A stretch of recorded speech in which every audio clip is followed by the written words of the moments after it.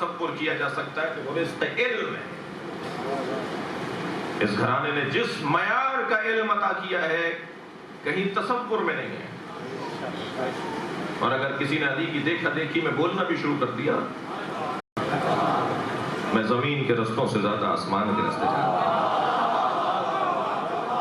وہ جگہ ہے میرے مولا جا رہے ہیں جنگ نہروان پر، جس سواری پر بیٹھ رہے ہیں وہ گھوڑی ہے، مادہ ہے اور پیٹ سے بھی ہے، حاملہ بھی ہے. حضرت بیٹھ چکے تھے، ایک شخص نے آواز دے کر کہا یا علی نہ جائیے نہ جائیے.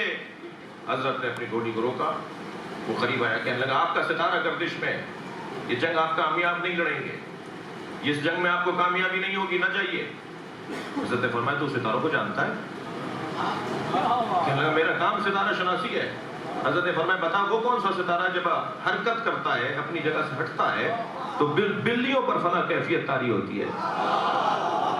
خاموش ہو گیا. حضرت نے فرمایا اچھا یہ بتا وہ کون سا ستارہ جب اپنی جگہ سے حرکت کرتا ہے تو اونٹ پر فنا کیفیت طاری ہوتی ہے.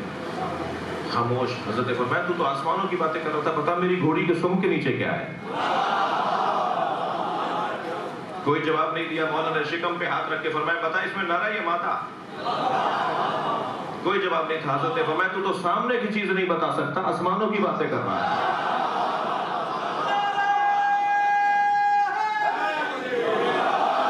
سنیے پھر میرے مولا نے کیا فرمایا. میرے مولا نے فرمایا سن میں تجھے جانے سے پہلے بتاتا ہوں، میں نے جنگیں تو بہت لڑی ہیں مگر اس سے کامیاب جنگ میں نے لڑی نہیں ہے. میں بتا دیتا ہوں میرے 10 نہیں مریں گے، ان کے 10 نہیں بچیں گے. میں اپنے مرنے والوں کے، اپنے شہیدوں کے نام بھی بتا دیتا ہوں، ان کے بھاگنے والوں کے نام بھی پہلے سے بتا دیتا ہوں. اور یہی ہوا جیسا مولا نے پہلے سے کہہ دیا. یہ جس کا معیار. اور پھر کسی نے کہا یا علی آپ عالم غیب ہیں.